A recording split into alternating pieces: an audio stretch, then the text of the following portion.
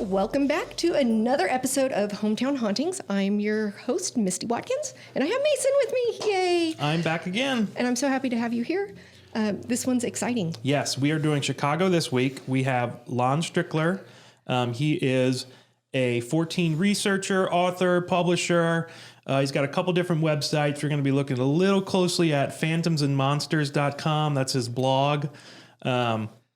And what we're going to be talking about is the Chicago Mothman. Now, we say Chicago Mothman. He's not really originally from Chicago, but the sightings of the Mothman have been... The most recent ones. Yeah, most recent ones have been seen in Chicago. And with that, let's introduce Lon. And maybe, Lon, you can tell us a little bit more...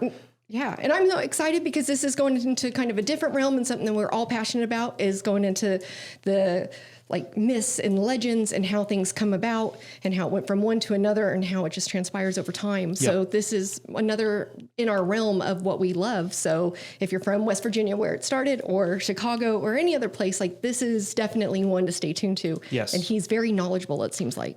Absolutely, yeah. I mean, maybe the forefront expert on... I know, huh? On these sightings and been tracking it for a long time. Yep. Let's pick his brain. Yeah. So Lon, tell us a little bit about how long have you been tracking some of these Mothman sightings, and just kind of talk a little bit about your blog and maybe a little bit about kind of your backstory. Well, I've been involved with the paranormal since I was young. I'm an intuitive. I've had a few situations, a few encounters in my time. I've actually been investigating the paranormal since the late 70s, so I've been doing this for quite a while. I'm originally from South Central Pennsylvania, and I lived down in Maryland for about 40 years, and I moved back up here. I'm very near Gettysburg, spent a lot of time on the battlefield, and, I do a lot of cases locally as well. But as far as the cryptid encounters and the cryptid reports, I started getting into cryptids after I had a Bigfoot encounter back in 1981. I had also had a winged humanoid encounter in 88 here in Pennsylvania that, I knew about the Mothman. I knew about the legend and, the whole thing about Point Pleasant and all that. But after I had the encounter, that kind of got things going. So, of course, when the sightings started to be reported around Chicago, early on, even in 2011, we were quite interested in it. Myself and Manuel Navarrete, who lives in Chicago, had been tracking this for that period of time. But when the real flap started back in 2017, it has continued steadily until today. We've really concentrated a lot of time on that.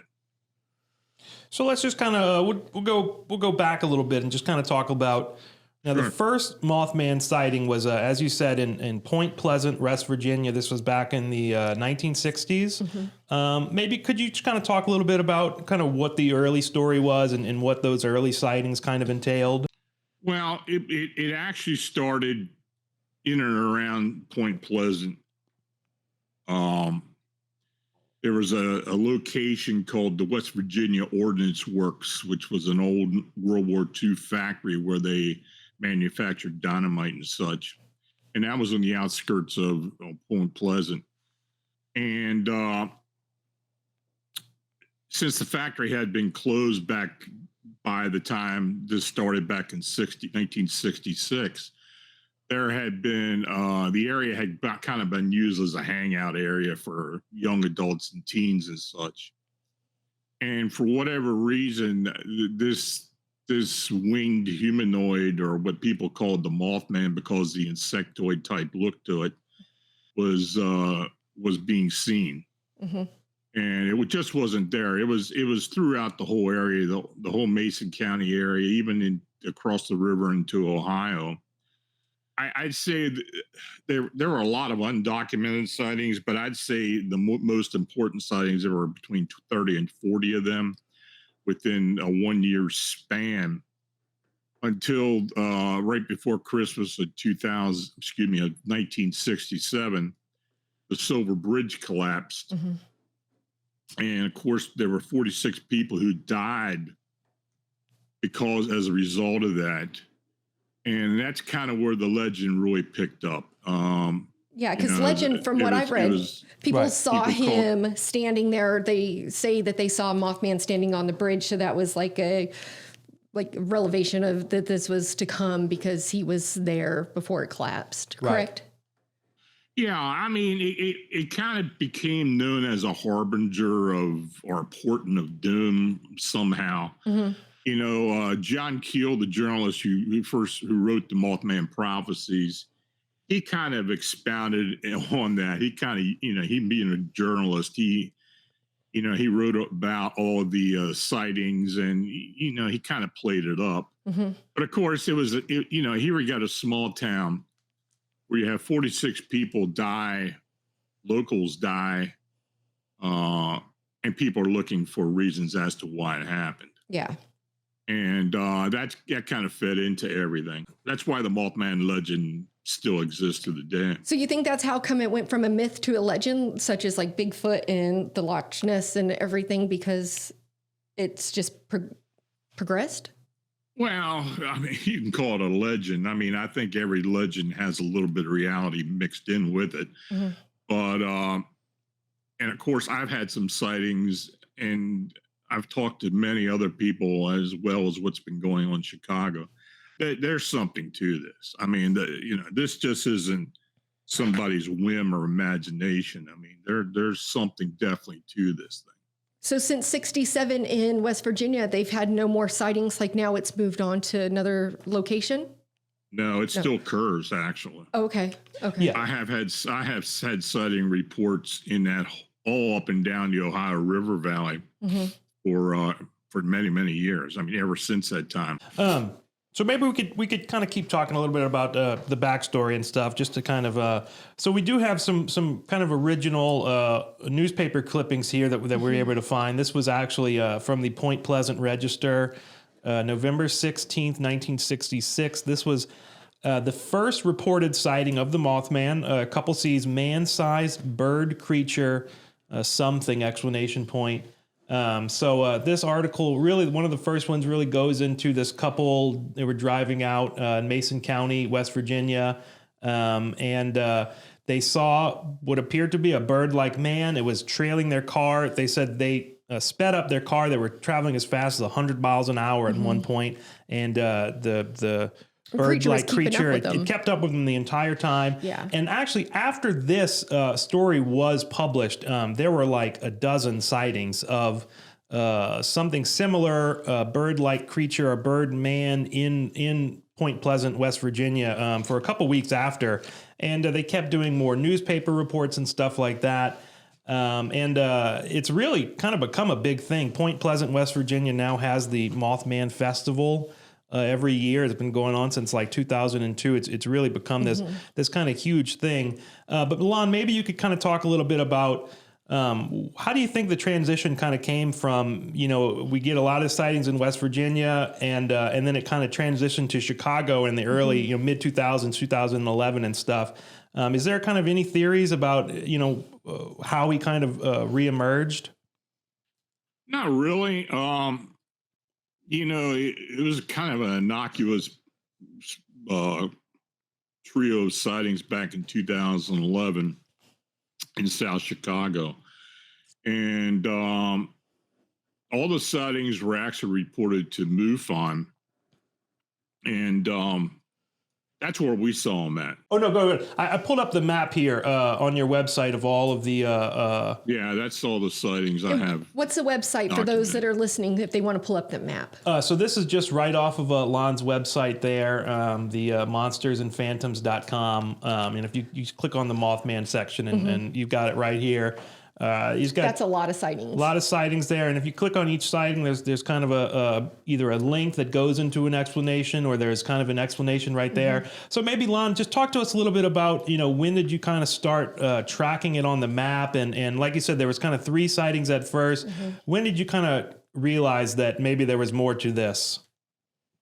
Well, the reports started coming in pretty heavy in the early spring of 2017. some of the original sightings that year came into MUFON. Uh, Manuel and I were tracking it, trying to, even though, the information that was reported to MUFON is all confidential, we weren't able, or he was able to track down the original witness at Oz Park. And he talked to her, and we got that information. But, it, it just kind of snowballed. And the interesting thing about it was, well, there were several interesting aspects to it, but the witnesses, and still to this day, many of them have no idea of this phenomena is occurring in around Chicago and, in other areas near there, the Chicagoland area. So they're surprised by it. And, when they see it, they kind of Google flying humanoid or even Mothman. And a lot of times either Manuel or myself or even our other associate, Tobias Whalen, our websites will come up. And then it's reported to us. So during this period of time, it kind of increased. 2017 was crazy. We had the initial sightings coming into MUFON. It was 3 or 4 of those. Then we started getting the sightings because I was reporting on them on the blog. So the sightings started coming into us. And, these witnesses, and this is something that's very interesting and important, I feel. Most times when you get reports, even any type of other paranormal report from an individual, most witnesses try to embellish on it. It's almost to the point where they want you to believe them more and more, or, so it becomes a far-fetched story. Make it sound interesting, right. So you're interested in it. And that's one thing we haven't run into. Okay. These witnesses, for the most part, seem to be imprinted to the point where they will not deviate from the original sighting or the original descriptions. We've tried. We've tried to just catch them doing it, and it just does not happen. And since that time, we've had, and you see on the map, we've got about 160 sightings that we believe are actually legitimate. Who knows how many have actually been this time things have been seen. Yeah. But we've got, that's how many reports we have. And like I said, 2017, we were getting 2 to 3 a week. Why do you think that was, that it picked up in 17 so quickly? I don't know. Okay. That's just one thing we do not know. Do we know what these things really are? No, we don't. I've got theories. I think everybody on the team has got a theory about what they think it is. But I think the one thing that we are pretty consistent on as a team is that they're not of this world. They may actually be some type of interdimensional being or able to move in and out of dimensions or other realities. I have no doubt that they're flesh and blood, that they're corporal beings. But for whatever reason, I think they do have an ability to move in and out through a portal. Now, is there any kind of particular reason why you think that versus, maybe it being like a Bigfoot-like creature that, maybe, could live, I don't know, deep within a forest or somewhere where it can't actually. And it moves so fast. Yeah. Just to say, it doesn't go back to where, it's safe harbor. I believe if these things were actually on our Earth plane all the time, there'd be many more reports, and there'd be more reports of it doing other things other than just flying around, or people incidentally seeing them. Yeah. We have had a lot of different reports of a lot of different phenomena around Chicago ever since this has happened. Other humanoid type reports, a few, not many UFO reports, a few, but I believe that, from the evidence that we have gathered and from the descriptions of the witnesses, which are fairly consistent, there has been much deviation from the witness's testimony, and when you do talk to these folks, um,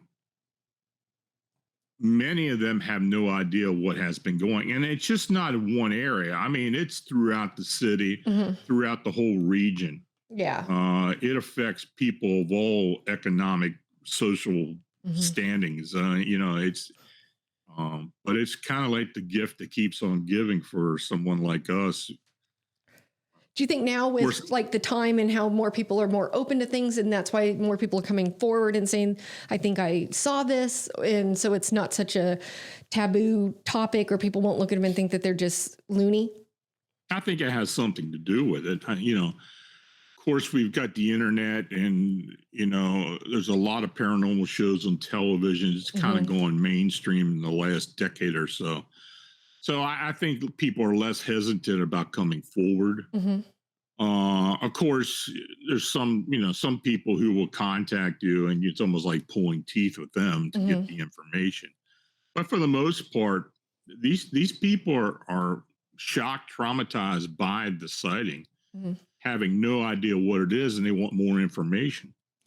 Now, what kind of similarities or these kind of things do you hear when people tell the story? Their experiences, especially around Chicago. Is there kind of a trend that you're hearing when people kind of offer these anecdotes and stuff in their testimony? Yeah, the descriptions of the beings for the most part have been fairly consistent. Early on, we got different type of wing types or different type of beings, and I think it has changed. I think it just isn't one being. I think there's several, and I think there are variations. But for the most part, these beings are anywhere from 5 to 6.5, 7 foot in height, very thin, emaciated, dark in color, sometimes even shiny, like they're wet Hmm. or have some type of exoskeleton to them, but they're very gaunt. Hmm. Um, the wing structure, for the most part, is a bat-like, gargoyle-like wing. Some have the arms attached to the wing, some don't. The head is very thin. Sometimes there's a ray coming from the back of the head that extends to the back. Um, I'd say in 80% of the cases, the red eyes are very prominent, Hmm. and these just aren't reflections from a light to the eye where you get the red reflection. These are projected light. So beings have supernatural aspects to them.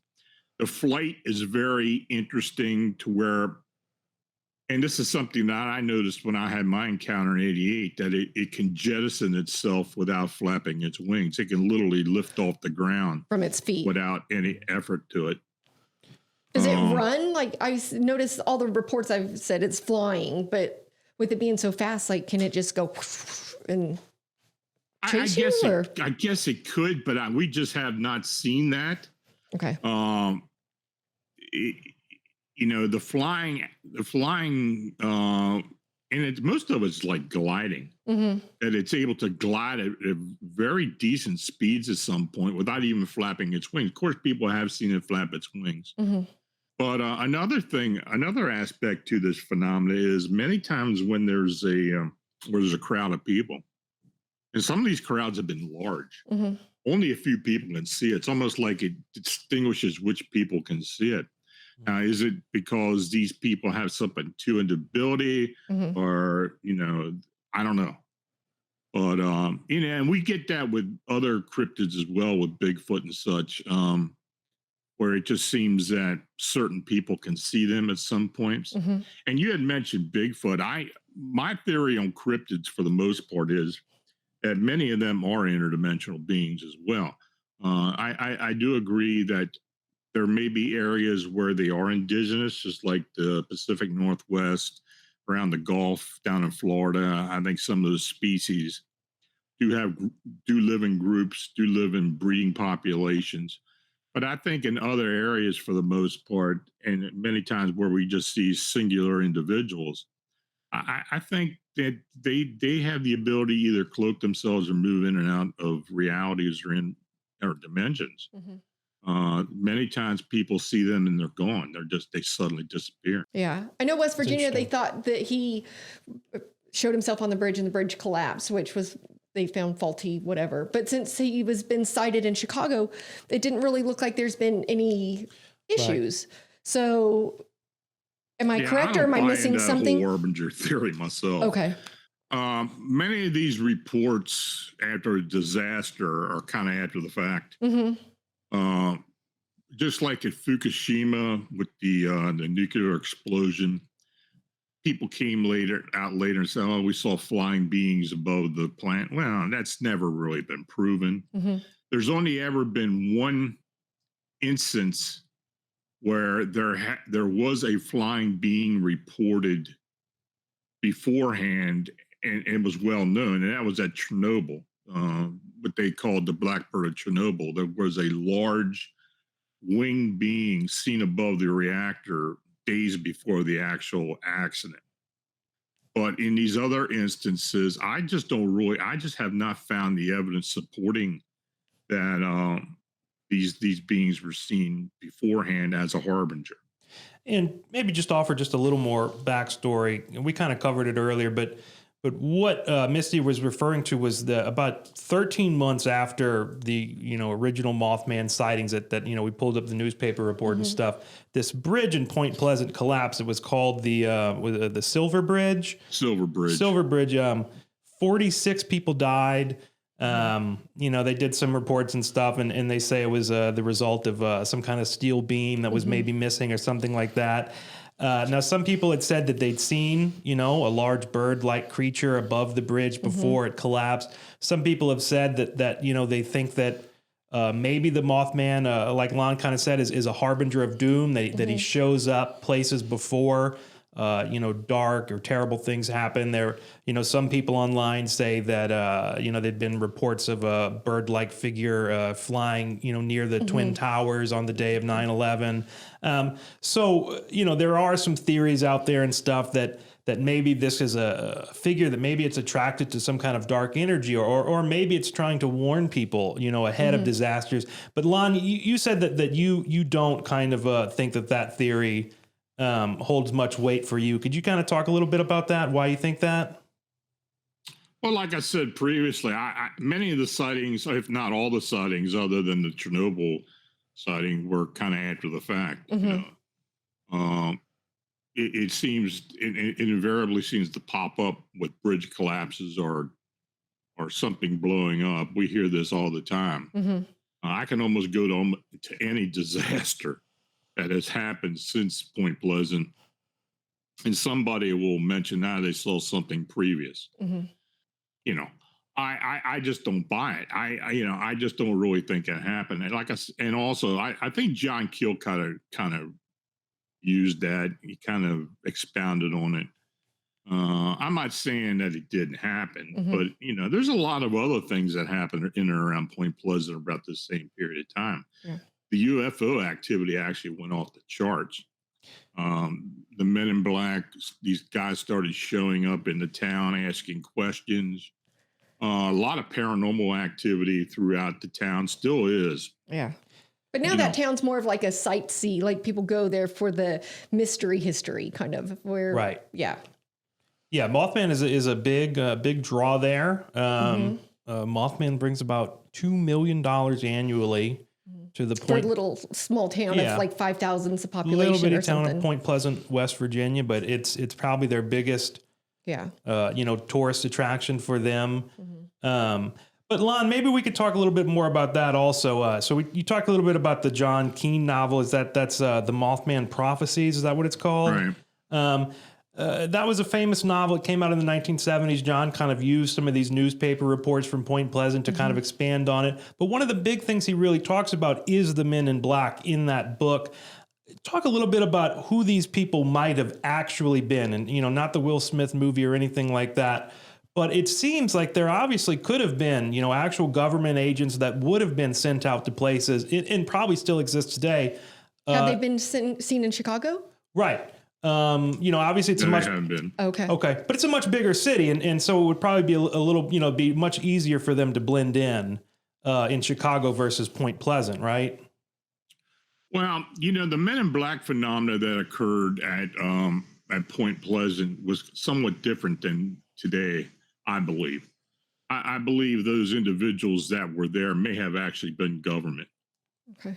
may have been some type of alphabet agency within the U.S. government. I think most of the Men in Black sightings that we get nowadays are actually the cleanup crews for some of these alien sightings, because these guys seem to show up right after a sighting, even reports reported, or right after it's reported.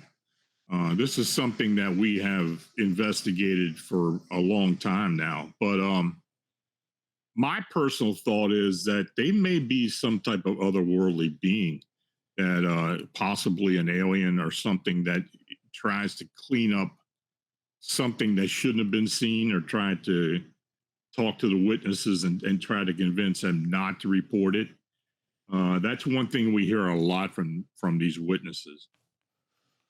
So when I think of Mothman, I think of the old black and white TV. I'm older, so I remember the aluminum foil on the television antenna, and you turn it. But the one where it was kind of like a Mothman sitting on the airplane wing while people were flying. And so that's kind of like what I initially think of when I think of Mothman. And I believe all kinds of things until I initially see it for myself, but I'm such a believer of everything. But yeah, it's such a myth and legend that just stays around and people want to see. And you said you've seen it before, or you had an encounter? Yeah, I had an encounter in 1988 with two other individuals. Where were you, Lon? Mm-hmm. Well, the whole backstory is I was living down in Baltimore at the time, and a guy I used to know in high school was a friend of mine in high school, and we were in Boy Scouts together. He was a scout master, and this is almost 12. We hadn't seen each other in about 12 years. So I was at an exposition actually, there was a lot of things going on. There was an antique show and things, and I used to antique a lot. And I ran into him there. And this guy, he and I used to go out on the Gettysburg battlefield at night a lot. He's seen a lot of things with me. So he knew I was involved with the paranormal. Mm-hmm. So anyway, we got to talking. We were sitting there eating lunch, and of course, he knowing I was involved with the paranormal. I don't think he knew much about what I was doing with the cryptids, or didn't know anything about my Bigfoot encounter at the time. But he was telling me that there was an old campground we used to go to when we were kids called Camp Conawago, and it's still there actually. And these troops during that I met him in October 1988. During the summer, many times when these troops are out there camping out in the woods at the campsite, they were hearing these god-awful screaming sounds that were scaring them off. I mean, they were literally packing things up and getting out of there.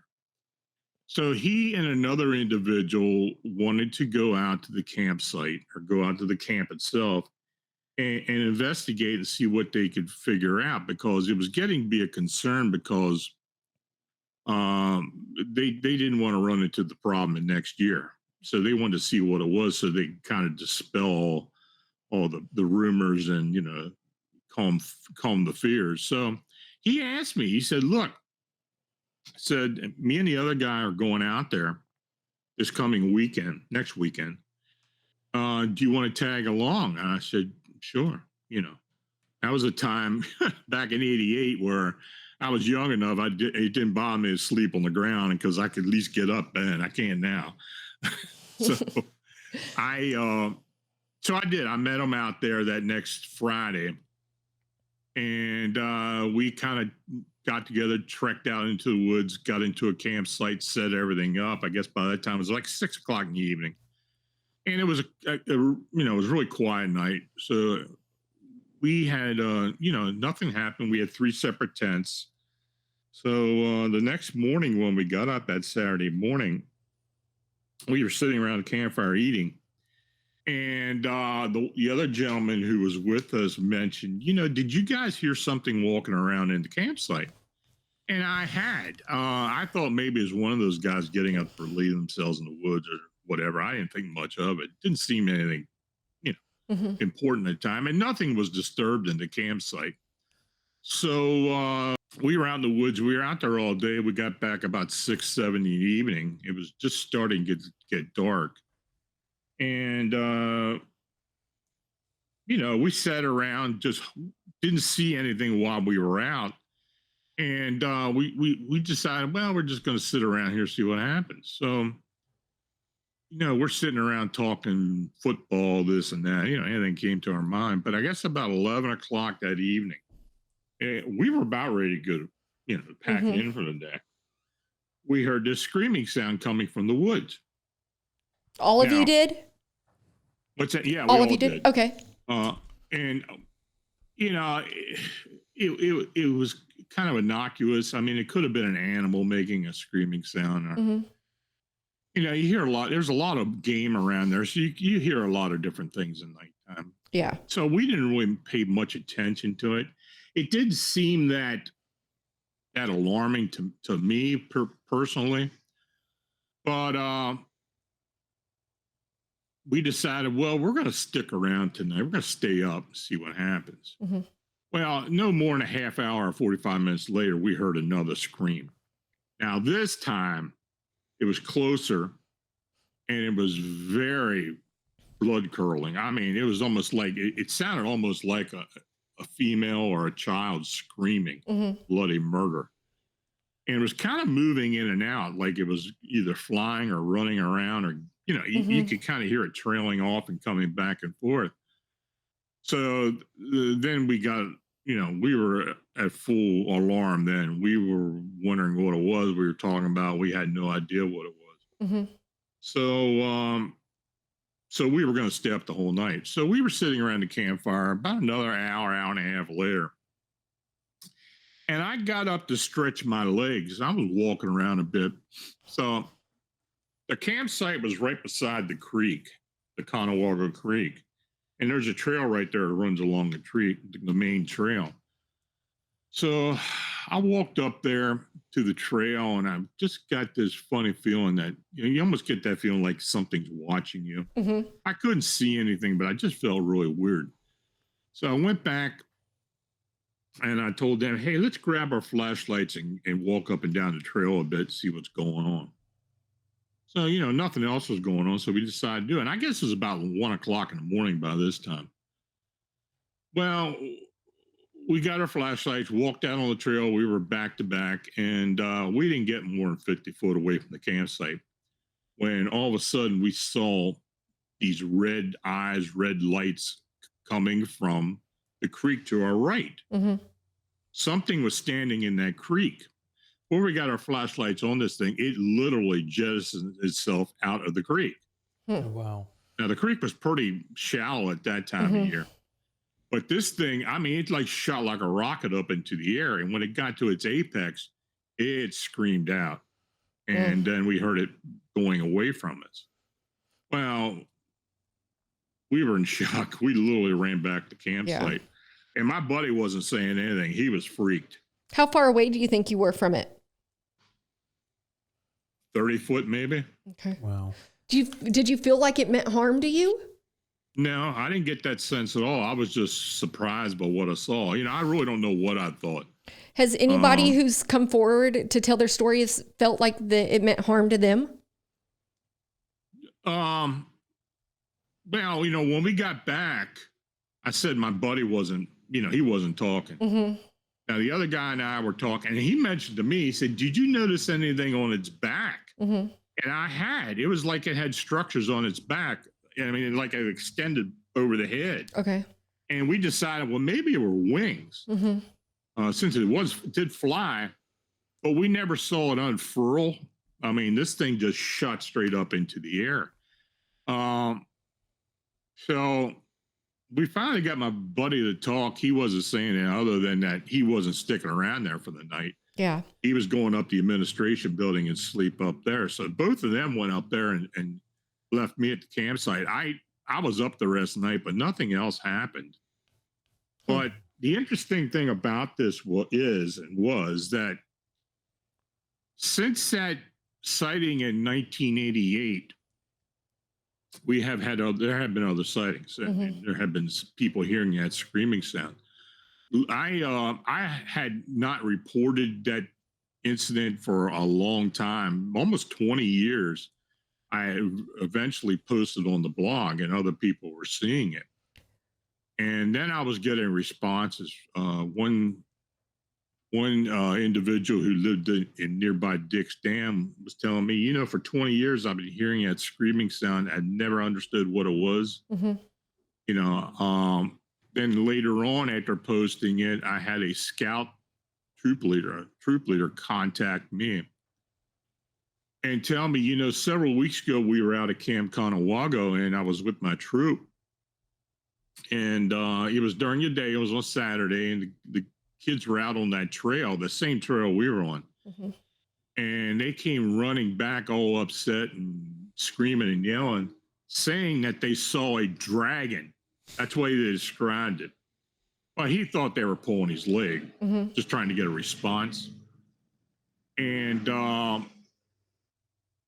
he didn't think much of it, but after he read my post, then he contacted me. So since that time, there have been at least 5 sightings that have been reported to us, or reported to me, along that creek of this being been seen. Yeah. How come you waited so long to report your sighting? Was there a reason, or you were just like? Well, I wasn't writing. I wasn't really writing at all. Okay. At the time, I only started the blog back in 2005. I haven't written a thing. I was never much of a writer or reader. You think it's a good outlet for people that have a story to tell, but they don't know where to tell it, where people don't think that they're just off the rocker, where now there's somebody who can relate and give them some kind of a validation of this is a safe place to tell your story. Yeah, I mean, and we very confidential wise with witnesses. If they don't want any specific information revealed, then we won't do it. I mean, because if I did, I wouldn't be around much longer doing that. Yeah, nobody would trust me. So it's said that Mothman's only seen at dusk or dark. Is that correct? No. Okay. No, I mean, that whole Mothman moniker is kind of a misnomer. When these sightings started in Chicago, I was dubbing it the Chicago Phantom. Okay. But of course, as the story started to continue and getting out there, then some national media was picking up on it. The internet and the media started calling it the Chicago Mothman. And I went along with that because I didn't want to be confusing people. Yeah. And, but as far as its description compared to the description of the Point Pleasant being, there are some major differences. Okay. Okay. The one at Point Pleasant did not have the gargoyle or bat-like wings. It had like insectoid wings. The only real thing that was prevalent with both were the red eyes, and most of the sightings in and around Chicago have had red eyes as well. What's the most believing? Well, because obviously everybody has a story. So what's the best, I guess, story that somebody's told you that they've experienced? Well, in Chicago? Yes, sir. There was one in particular early on in 2017 where it was in the Grisham neighborhood, Auburn Grisham neighborhood, where these 2 police officers happened to be driving in the neighborhood and saw a huge crowd of people in front of this 3-story apartment building or 3-story house or building or whatever it was. And they stopped and were asked people what was going on. And they said, well, look up in the roof. And this thing was standing up there. Now, the police officers originally thought it was somebody who was going to jump, but when they looked at it and started realizing what they were looking at, this thing had the wings. Okay. It was the wings that had red eyes. And and the people had told them that this thing has been hanging around the neighborhood for the last 2 or 3 days. And it gathered. I mean, a crowd gathered. It was late in the evening. Mm-hmm. So the police officer actually contacted us about this. Okay. And this, this is another thing with this whole phenomenon in Chicago. We have not been getting much cooperation from the powers that be in the city, either the police department or the mayor's office.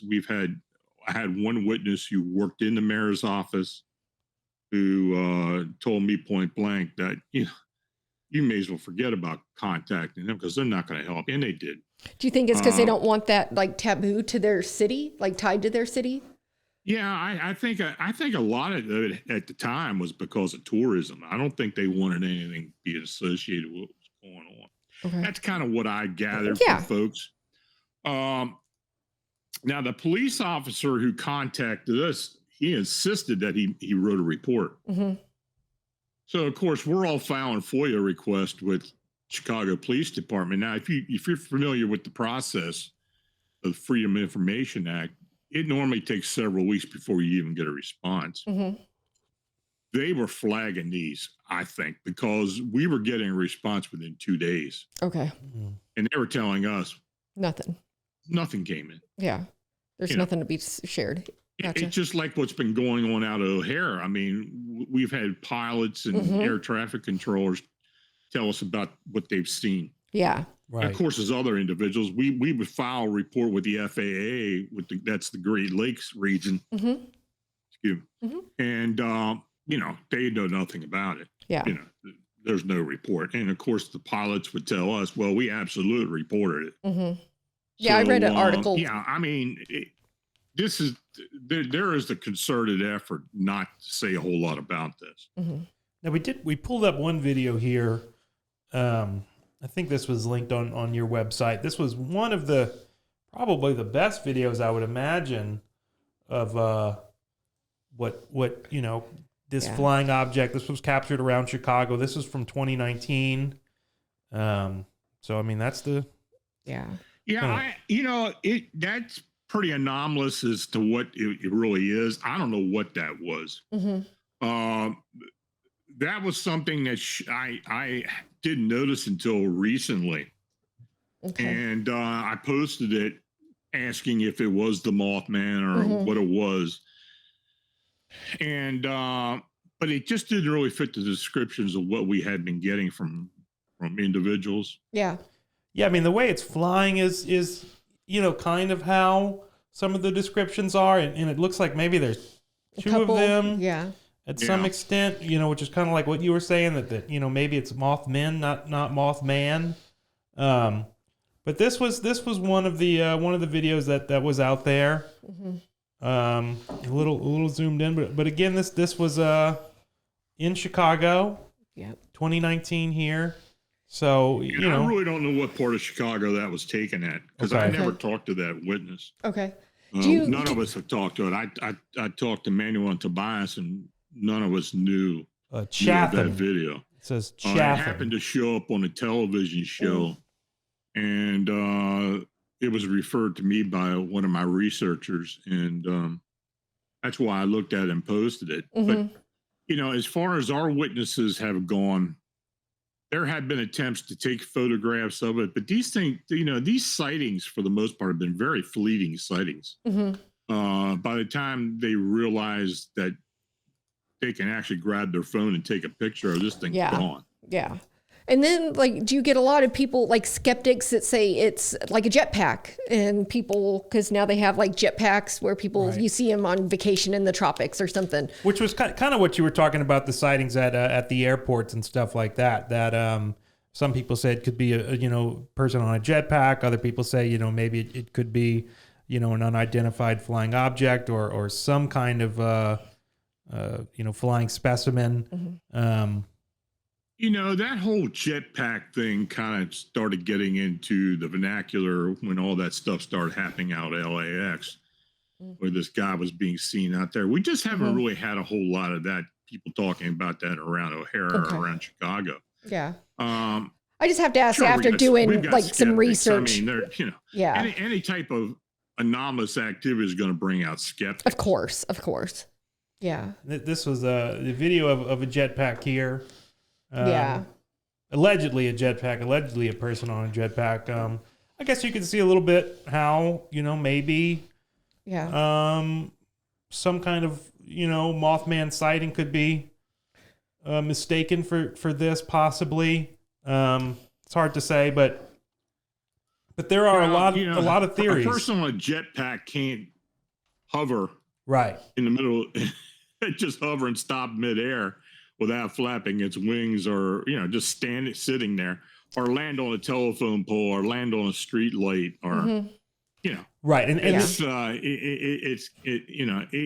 it's people grasping for straws trying to figure out what this thing is. And I don't think a jetpack would go 100 miles an hour. Like I don't know if it will, but I don't see that it. Definitely not in 1966. Yeah, no, I don't. Yeah, most definitely. So you do think that most people in the beginning, when they start seeing this, is because they have possibly like a ability of an opening to that kind of thing. I always ask people that. Some did. I think some did. I mean, there were others that I know didn't. Yeah. But I think when this phenomenon would show up in a crowd of people, and I have talked to several of these witnesses. There are people in the crowd that just, I didn't see anything. I mean, but the person beside me saw it. It's a lot of that has happened. Especially the sightings down along the lakefront around the Navy Pier and that's a heavy tourist events, or some other locations where there'd be a crowd of people, and this thing would show up, and some people would see it and some wouldn't. Now, is there any other legends or anything like that you've kind of looked into in the Chicago area, Lon, or has Mothman kind of been kind of the big thing since the mid-2000s? Oh yeah, that's been the one for me. I've been aware of a lot of UFO activity in and around Chicago for many, many years. And Chicago's considered a haunted city. I mean, there's a lot of paranormal weird things that happen in Chicago. I mean, there's a lot of history to Chicago that lends to that. As far as these winged humanoids, not really. The upper Midwest, for the most part, is akin to a lot of winged beings or winged cryptids. Thunderbird sightings, pterosaur-like sightings that people say they see, like pterodactyls or long-beaked birds. Of course, the indigenous people in that area made a lot of symbolism, pictographs of big birds, big thunderbirds, or avian-type cryptids. So it's kind of in the lore, but these sightings continue to this day. The upper Midwest is pretty active with flying cryptids. Do you think there's any reason for that? I don't know. If there are portals opening, if there's a reason for these portals opening or having access to our Earth plane, I think there may be something to that. But I don't know. I don't know specifically why that part of the country has had these sightings like it has. It's when you talk about cryptids, for the most part, you're usually talking about an area that's open, it's in the country, or it's rural. But as far as something like this happening in a major metropolitan area, first of all, is very unusual. And as far as winged humanoids, this is the largest group of sightings that I know of on record. Let alone it being in an urban or residential region. So as you've tracked this, though, throughout your time doing this, do you notice like a peak season that you notice it more happening? Or have you noticed another city that's picking up more sightings now? No to both those. I mean, these sightings, for the most part, are year round. We get them in the winter, and they're more in the summer because people are out there more. but it happens all times of day. Okay. Uh, that's what makes it so unusual. Mm-hmm. Um, but no, I believe that there's no real season. We thought maybe after the first year, Mm-hmm. when we were getting into the late fall of 2017, we didn't get any sightings for a couple months. Mm-hmm. But as time wore on, it started picking up again around February and March, and it's still really cold and snowy in Chicago Yeah. then. And we were getting sightings from people, and it's continued on. Okay. I mean, how many years has it been now? We're going into our 6th year, Mm-hmm. and it just really hasn't waned. But the sightings range as far north as Milwaukee, into central Wisconsin, down into central Illinois, into central Indiana. Mm-hmm. So we've been tracking sightings within a 250-mile radius of the city of Chicago for the most part. Okay. And like I said, it just does not happen in Chicago, but the whole region has Yeah. been active. Right. Is there one place where they're emanating from? Could be.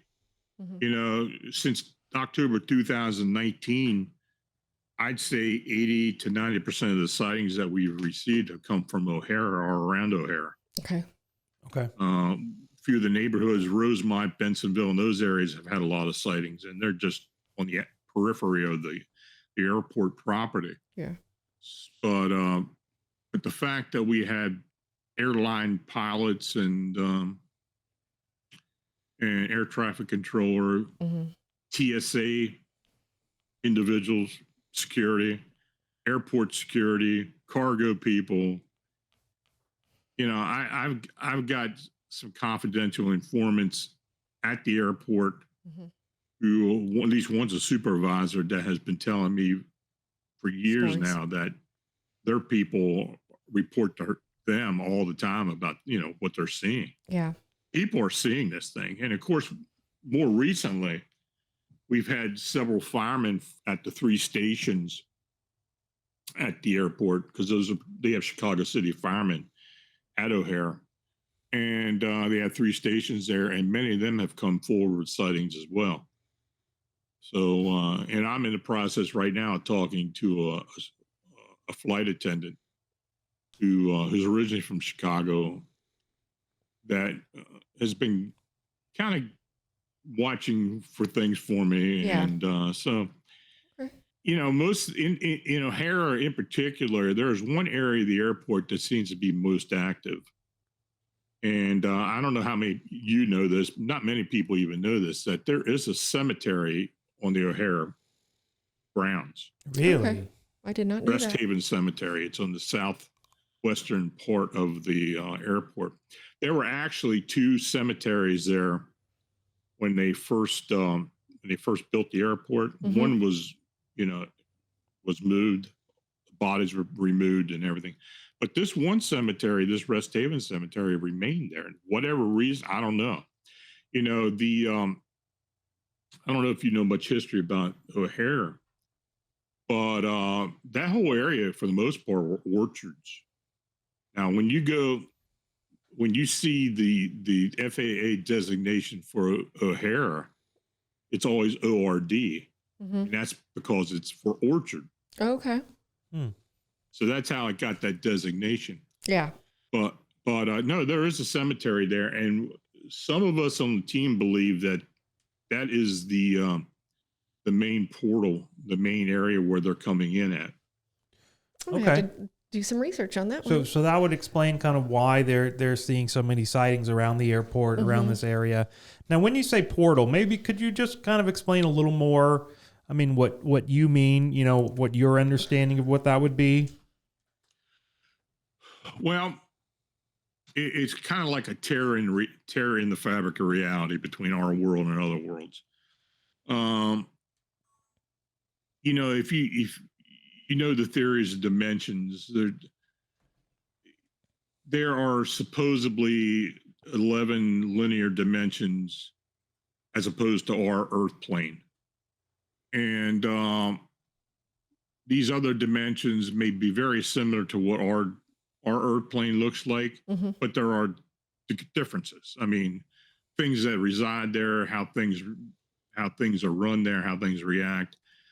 It's a lot of theory, but I think as quantum mechanics, quantum physics become more and more mainstream, people that believe in the string theory and such, I think eventually it will become more well known or more prevalent into even paranormal research. Hmm.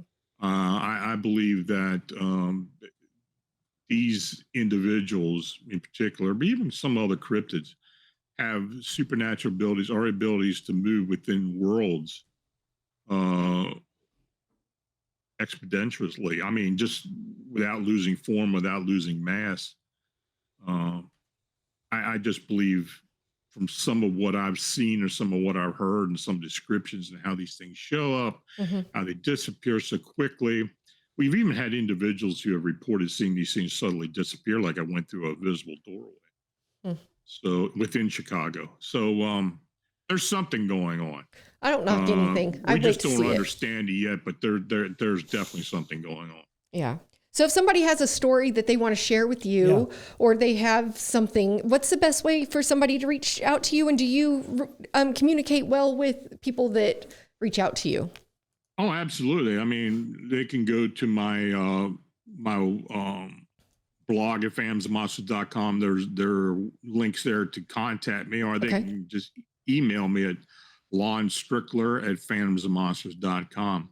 Okay. And my phone number is also there. So, there's various ways you can get Easy. in touch with me. Okay. So here we go, guys. You got Lon's email right there. If you've got, any encounters that you've experienced, Or stories or questions. and not just Chicago, not just Mothman, right? Just It'd any be type of. anything. We look, we're kind of an eclectic bunch. So are we. We've got about 20 boots on the ground investigators throughout North America, Okay. and another 25 to 30 affiliate teams that we can reach out to. So we try to keep busy. Yeah. So there's no story far-fetched if you think you've experienced something and you just aren't sure and you want to talk to somebody. Like, he's a great person with knowledge and people and could lead you in that direction. Or if you're just learning about this and you're interested, like, that's a great website to start and become like more knowledgeable and history based about something like this. Yeah, a lot of great accounts on here. A lot of really interesting things to read. Some of these accounts that Lon is talking about. Published reports they've been used on History Channel's Ancient Aliens. Obviously, everybody remembers that show. That was Yes. a huge deal, big time show when it came out. Obviously, well, Lon, is there anything else you'd like to add, or just anything maybe we didn't ask you that you might want to cover? Well, I do have a YouTube channel, Phantoms and Monsters Radio, Okay. where we do discuss I discuss a lot of cases that come our way. And I do answer questions out of the chat. Okay. So if anybody's interested in that, they can go to Phantoms and Monsters Radio, just search it on YouTube. Okay. And they can look at some of the past things. And actually, this Friday, and I don't know when this is going to be aired, but this Friday, I am going to start a series actually discussing and documenting the beginning of this phenomenon in Chicago. Okay. With some of the bigger reports that we received, to try to answer folks' questions. Because you do. I have actually written 2 books about this. But I plan on writing a third eventually, picking up where all these sightings had started in O'Hara. Okay. I think the O'Hara story is maybe the big enchiladas. For Yeah. what we're That talking needs to about. be told. Right, especially talking about the portals, Yeah. that kind of thing. That cemetery there. Have you ever visited? Or have you ever tried to do any kind of in-person research into any of this kind of stuff? Just curious. Oh, I have for years. I'm disabled, but I do get around a bit. As far as the Chicago setting, no, I haven't been out there since this all started. I will probably be out there in June because Unsolved Mysteries is doing an episode on the Chicago sightings. That's cool. Oh, very cool. We're going to be working on that. We've got some other projects we may eventually get into. Okay. But the biggest thing I'm worried about or concerned about now is just documenting and reporting these sightings. I and myself and my team want to find out what this really is. Yeah. Do you think that this legend, even if it's never come to fruit of factual, will ever die? Or do you think it'll just continue to grow in popularity? It's been going on now for many years. I mean, we started 2011, you're talking about 12 years. I thought it was going to be one of those things it's a flap and it'll stop after a while, but it just has not seemed to happen. Yeah. It just, like I said, it's the gift that keeps on giving. Yeah.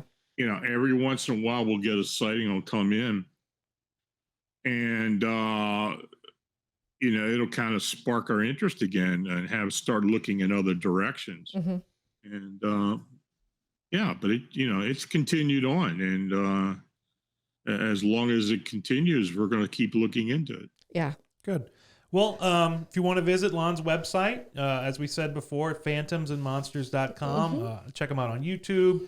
He's also written a book about the 2017 series of spottings of the Mothman or Mothmen in Chicago.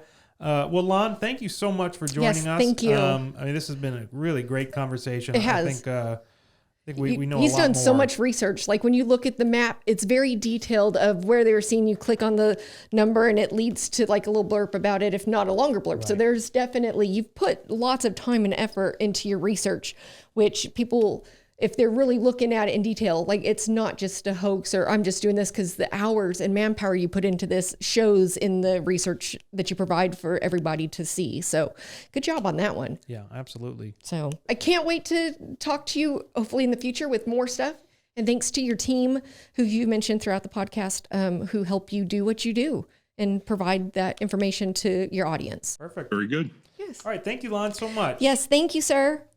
Thank you. Thank you, everybody, so much for watching. That was Lon Strickler.